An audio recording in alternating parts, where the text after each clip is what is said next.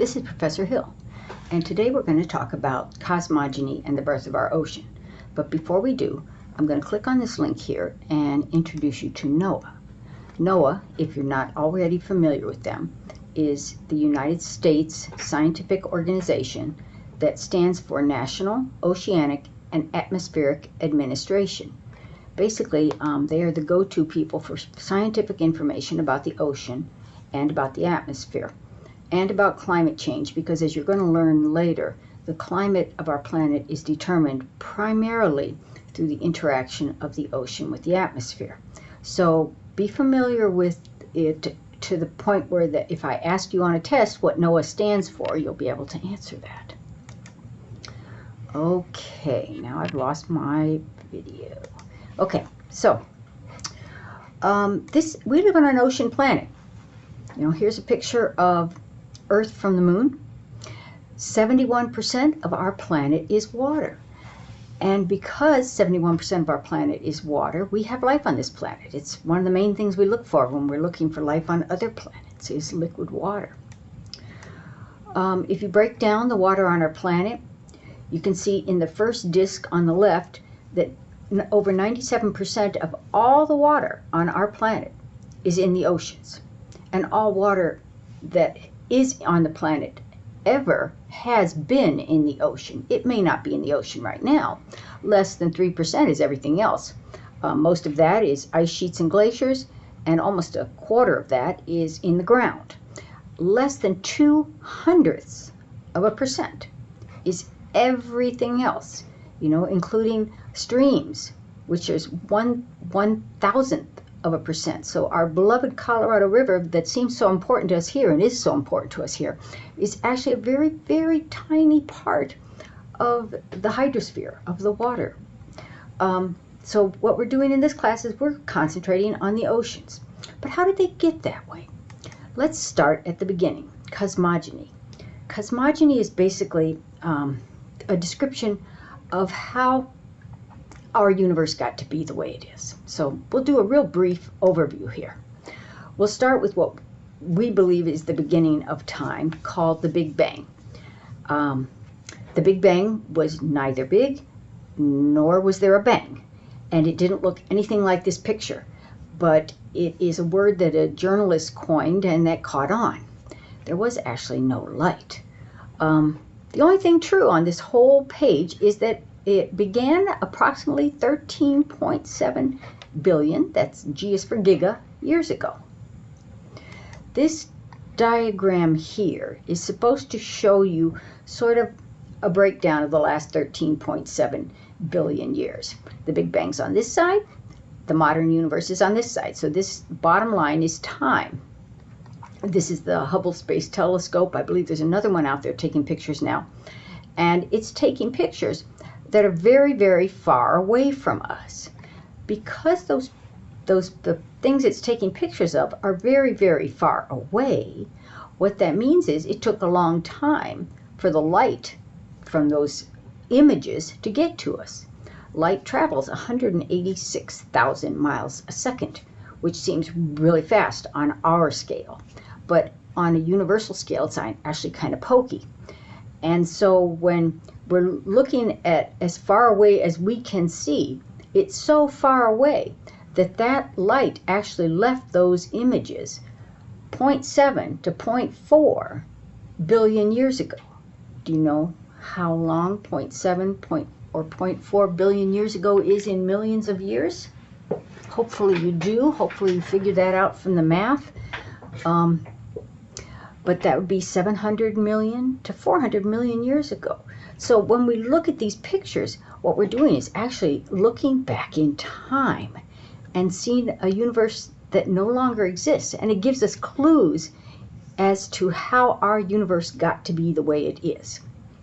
Now, we're not going to spend a lot of time with this because this is mostly physics and it's really complicated. If you're really, really bright, you might end up working on this kind of thing. But some of the basics everyone should know. In the first second after the Big Bang, the three subatomic particles that we probably all learned in grade school, electrons, protons, and neutrons, were formed. It was too hot. for them to actually form atoms, there was no light. There were four basic forces that were created in that first second: gravity, the strong nuclear, the weak nuclear, and the electromagnetic. And those four forces are still pretty much running our physics today. There wasn't actually any light until about 400 million years after the Big Bang. I'm not exactly positive why that is. Again, that's physics. But there was no light photons, so it was dark up until then.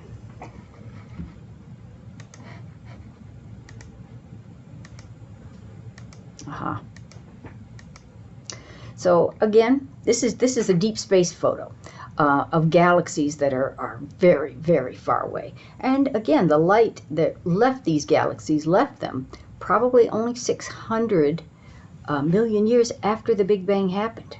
So again, we're looking at things that may not exist anymore, and they certainly don't exist like this anymore. But it just took the light that long to get to us.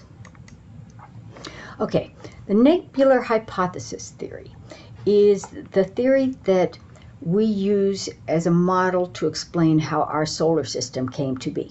That beautiful picture on the left is called the Pillars of Creation. NASA took a picture of that. Let me see, National Administrative, NASA. Well, they're the astronomy guys. I'll have to look that up later. Anyway, what you're seeing there from the Pillars of Creation is what we call a nebular cloud. A nebular cloud is a cloud of gas and particles. Where do these gas and particles come from? Well, they basically come from the deaths of massive stars. When a large star dies, it dies in what we call a supernova, and it basically collapses in on itself. And as it collapses in on itself, it goes from being a very simple but powerful star. Stars are only really made of mostly hydrogen and helium. They're powerful as they can be, but they are very simple. And as it dies and it crushes in on itself, its own gravity forces these atoms to become bigger and bigger things. And then it explodes and blows this stuff all over the universe. And thank goodness it does, because that stuff eventually becomes things like our planet and our bodies and all the things that we know and love on this planet, because hydrogen and helium would not make very good materials for bodies and planets.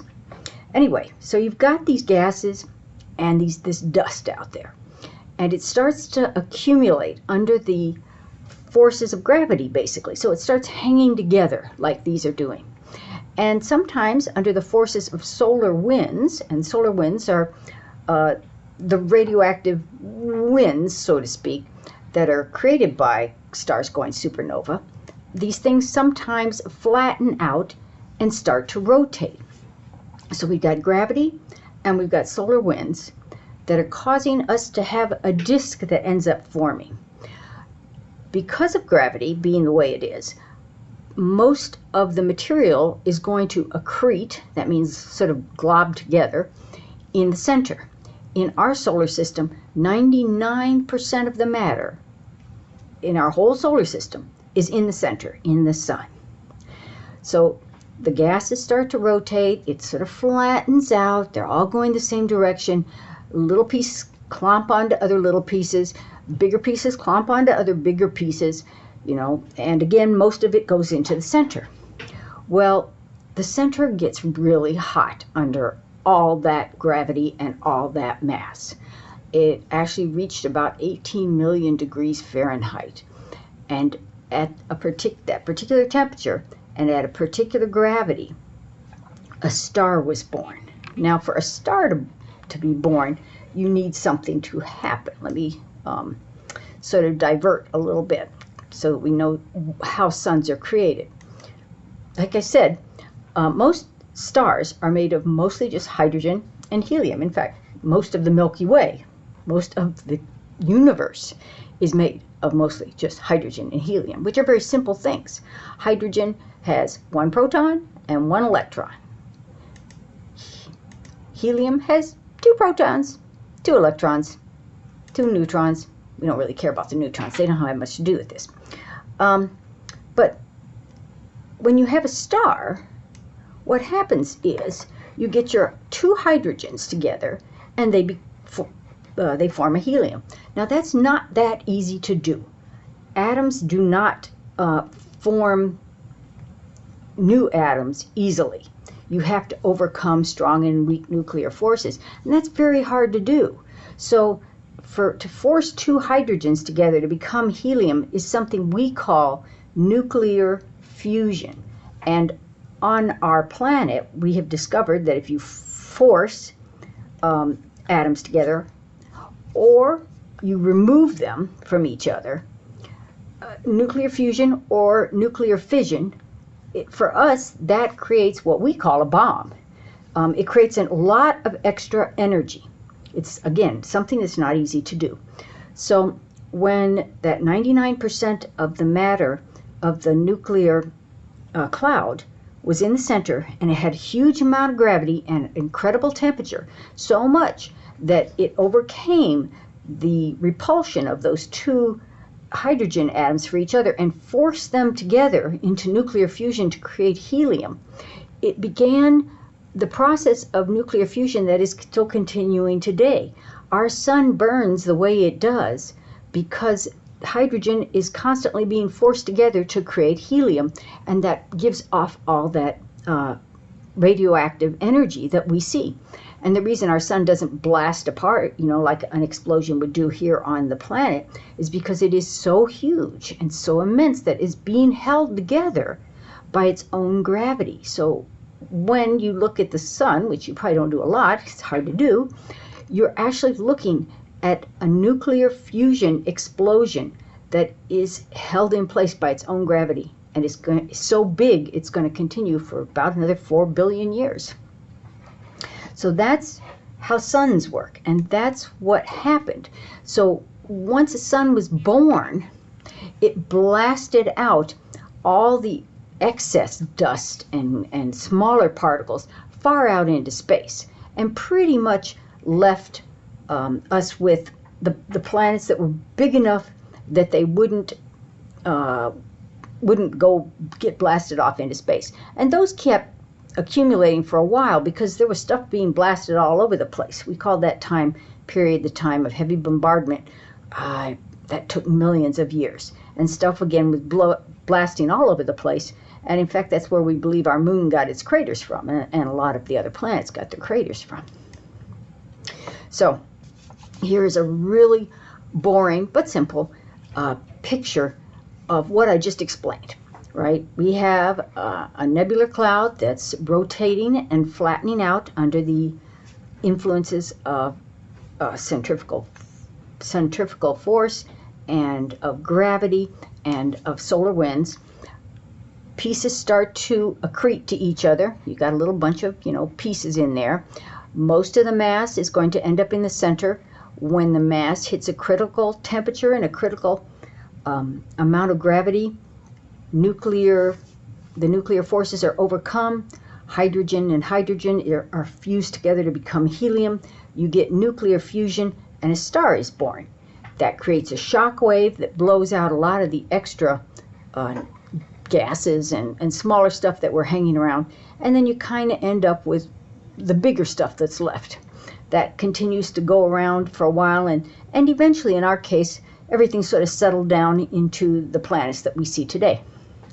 Notice I have up here that it took between about 9.1 and 4.6 billion years to happen. That's a lot that's 3 million years, in between those two numbers. Why can't we be any more accurate than that? Well, I wish I could ask you this in person, but why do you think we can't be any more accurate than that? Because we can never watch it happen. We can look around the universe with our telescopes, and we may see all these different things happening. But we would be like a fly who probably only lives a week, and it sees a baby person and a young person and a teenage person and an adult person and an old person, and it has to figure it out. Which came first? How did one get to be the other? Are they part of the same thing?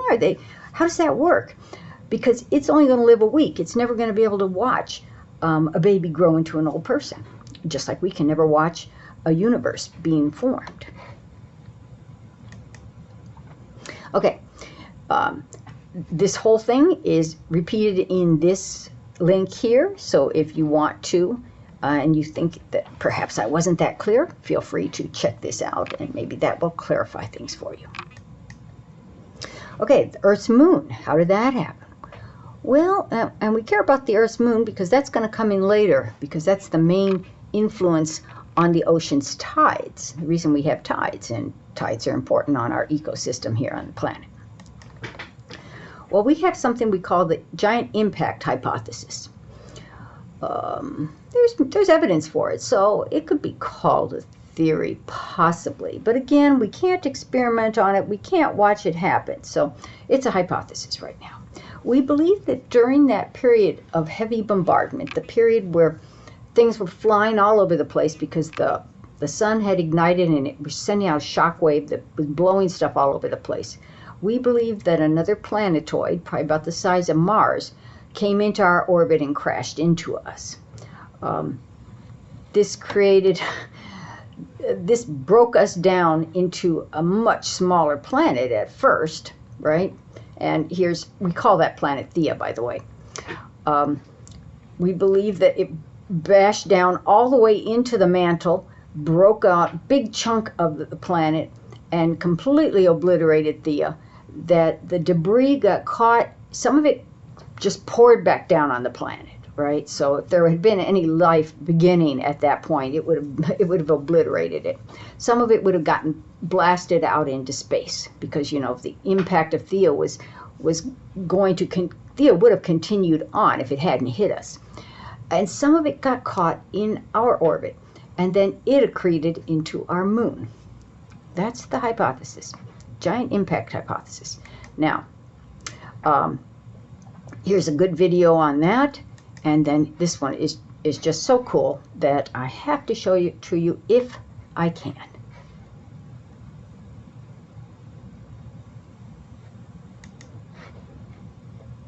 I want you to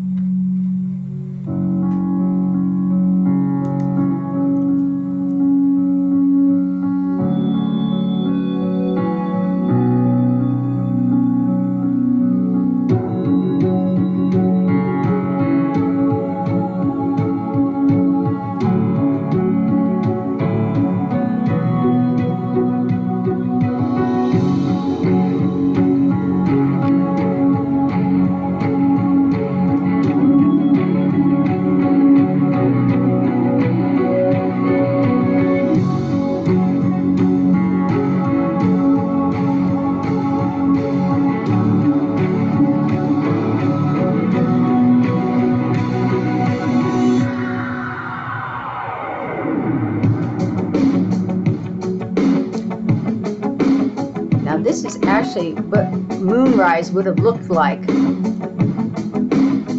back in the early days, because the moon was much closer to us, 17 times closer to us.